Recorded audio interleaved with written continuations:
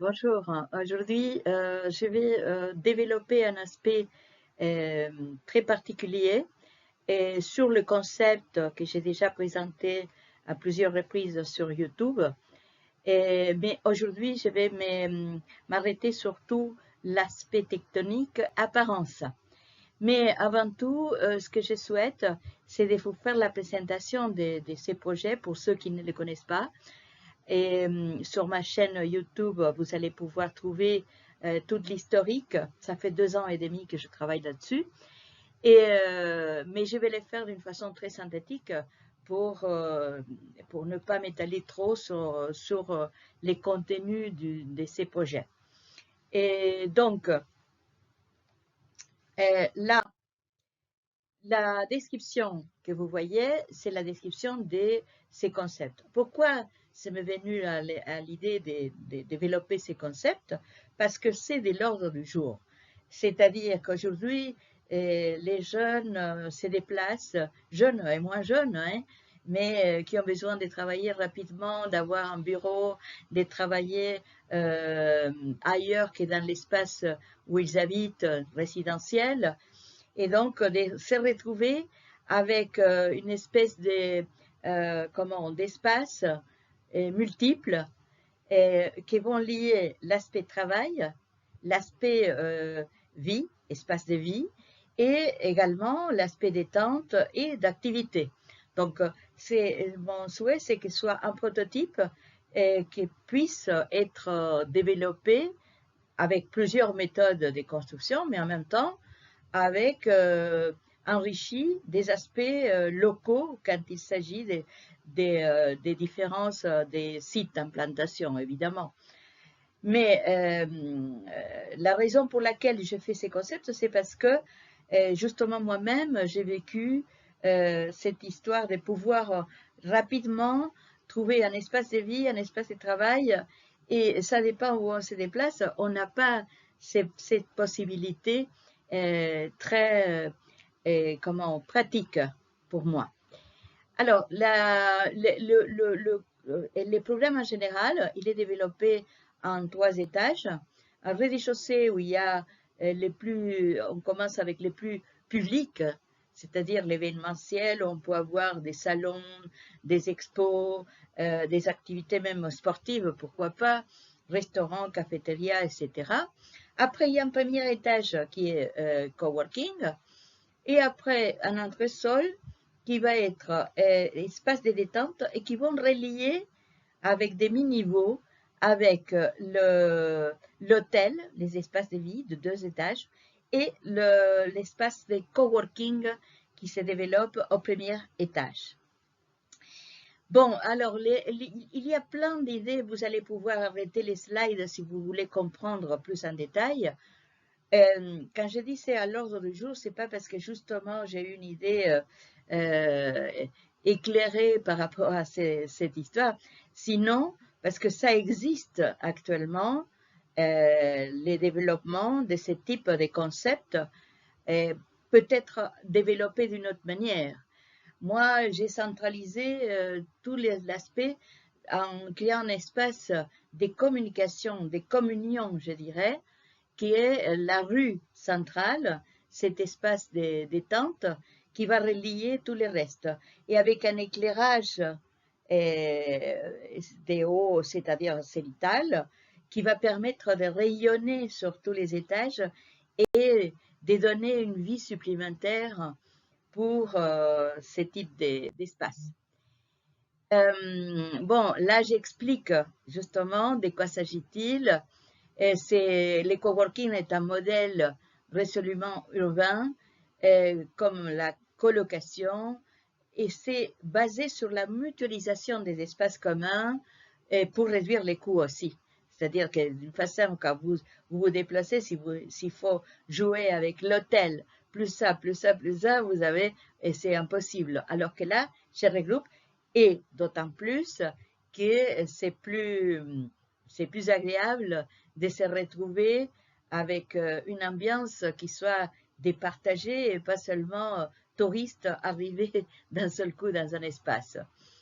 Et propose des environnements uniques pour vivre, co-living, travailler, coworking, et créer des relations humaines. Et je dirais que ça, c'est les centres. Aujourd'hui, qu'on parle de l'intelligence artificielle et tout à distance, je suis à l'opposé de ça avec ces concepts, c'est-à-dire que moi, je pense que plus on veut créer des smart cities avec tout connecté et qu'on reste chez soi et on n'a plus besoin de sortir, moi, l'idée de la vie dans l'avenir, moi, je voudrais qu'on revienne justement en arrière et qu'on puisse avoir les contacts directs. Je crois qu'on va venir à l'opposé de ce qu'on souhaite chercher avec ces grands buildings de 10 000 kilomètres.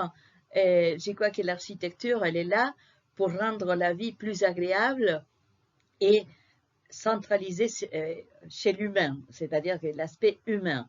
Voilà pourquoi je développe et je continue à retravailler pour qu'elles soient les plus économes possibles, mais en même temps les plus agréables à vivre. Et évidemment, avec l'apport de l'industrie, de toute la nouvelle technologie. Et dans ce concept, il y a évidemment ce qu'on appelle l'utilisation du BOS, c'est-à-dire de tout ce qui est les systèmes domotiques appliqués, aussi bien pour la sécurité que pour la location des salles, que pour voilà, tous les aspects au top de la technologie pour pouvoir avoir un espace, un bâtiment compact où on puisse avoir vraiment le meilleur confort aussi technologique là-dedans.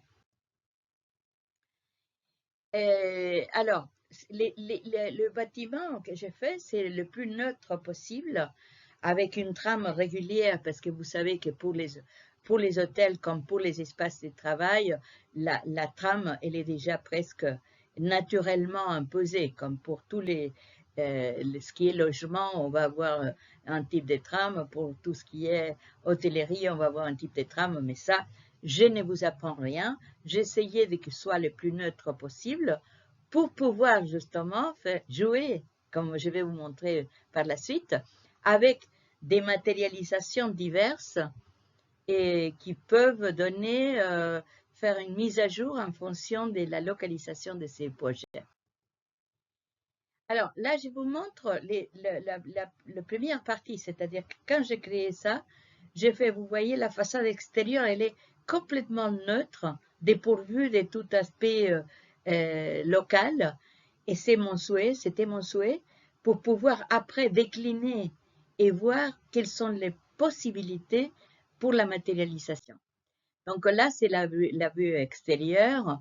Vous avez aussi des vidéos concernant des parcours en perspective que j'ai effectués sur Inkscape et qui sont déjà, je vais vous mettre un lien aussi pour pouvoir le regarder sur YouTube. Voilà, là c'est l'axonométrie où vous voyez comment de cette rue centrale, on communique avec les autres espaces. Hein? Ça, c'est le but essentiel, c'est-à-dire cette idée des rues, des communions des espaces. Voilà, là vous voyez l'espace et vous voyez que tous les espaces communiquent avec les autres. Et il y a une visuelle qui est en permanence d'alternance de tous les côtés pour, évidemment, avec l'intimité nécessaire quand il s'agit des espaces privés. Hein. Ça, c'est évidemment, on ne va pas mettre l'hôtel, exposer l'hôtel à tout le monde. Hein. Ça, c'est, voilà. Là, c'est un espace, vous voyez, dans les coworking, il y a aussi un espace de détente. Bref, bon, c'est des espaces multiples à l'intérieur d'un bâtiment compact et modulaire. Voilà, ça c'est, vous voyez, ici c'est la salle de réunion. Bref, vous allez pouvoir voir tout ça en détail avec des vidéos aussi de chaque secteur. Alors, premier aspect que j'ai développé, c'est-à-dire avec ces volumes neutres, qu'est-ce que je fais? J'utilise régulièrement, euh, c'est un outil de l'intelligence artificielle qui s'appelle CLEA, que je trouve que c'est pour les points de départ pour avoir des idées quand vous avez déjà un bâtiment neutre, comme c'est mon cas, hein, sans aller rechercher un style particulier, parce que ça n'existe pas. Et je vous ai dit attention à ça, parce que chaque architecture a sa propre logique esthétique. On ne peut pas aller chercher un petit peu de gothique, de tout ça, et s'amuser à ça, parce que ça ne sert à rien, parce que chaque style a sa propre façon, sa propre tectonique, sa propre façon de se construire. Donc, c'est complètement illogique d'aller chercher dès le départ un style. Là, ce que j'ai cherché, c'est le contraire d'un style, c'est de comment, à partir de ce qui existe, ces grands bâtiments, comment trouver des versions qui sont des versions spécifiques avec un prompt. Vous savez que sur cet logiciel, sur cet aspect outil, vous pouvez écrire des prompts, hein, comme dans toutes les chats GPT, etc., et le dire que vous voulez plutôt une construction de ce type, etc. Et même, vous pouvez, vous voyez gauche et droite, à droite, avoir un modèle de référence et avec une réglette, vous pouvez les contrôler de façon qu'ils s'approchent d'un côté ou de l'autre et trouver, là c'est un projet et comment, en résolution en fibrociment, façade en fibrociment. Voilà, là c'est une autre recherche que j'avais fait aussi pour ça dans le même esprit. Là, c'est par exemple, j'ai fait la même chose, mais sur un site particulier et avec construction bois. Et vous voyez que là, il y a des options qui sont quand même agréables, mais à développer évidemment, parce que là, c'est juste l'apparence. Hein. Après, il faut créer comment ils vont être les modules, résoudre l'aspect constructif. Hein. Nous, les architectes, on ne travaille pas avec des images, on travaille avec la réalisation et la construction. Et donc, après, j'ai fait aussi sur ma chaîne YouTube une présentation parce que j'ai créé, j'ai essayé de m'approcher avec des familles paramétriques sur Revit et de pouvoir trouver une solution que vous pouvez voir sur cette vidéo aussi. Ce n'est pas l'objet aujourd'hui, je ne vais pas la développer, mais c'est développé déjà dans une vidéo particulière avec un module en béton préfabriqué. Donc là, si vous voyez, j'ai fabriqué dans les familles paramétriques Revit et adapté ces modules de façon de trouver une forme qui soit capable de résister, capable d'être monté sur place et qui règle tous les problèmes visuels, thermiques, etc. Donc ça, je l'ai analysé directement en famille paramétrique sur Revit. C'est un autre critère de construction. Après, là, j'utilisais aussi Twinmotion, qui maintenant c'est disponible aussi pour Revit. Avant, on n'avait pas la possibilité. Mais je trouve que Twinmotion, ce qui est intéressant, c'est tout cet aspect léger et facile d'agir. Quand vous faites l'insertion sur Twinmotion, vous avez une option de pouvoir gérer les matériaux et les modifier. Mais les modifier avec des apparences différentes. Il y a tellement d'options à niveau des outils spécifiques pour la création des matériaux qu'on avait aussi sur 3ds Max à l'époque, mais qu'il fallait les fabriquer. Maintenant, on a une panoplie, une bibliothèque tellement énorme et qu'on va venir directement chercher après les mappings pour qu'ils soient adaptés au projet. On peut changer les couleurs, on peut changer les textures. C'est vraiment un jeu d'enfant, je dirais aussi, parce que si on connaît la possibilité que ces matériaux soient utilisés dans ces cas-là. Hein. Il faut connaître quand même. Hein. C'est pas jouer avec le matériau pour faire juste une expérience. Vous voyez là, c'est le résultat sur Twinmotion avec la brique apparente.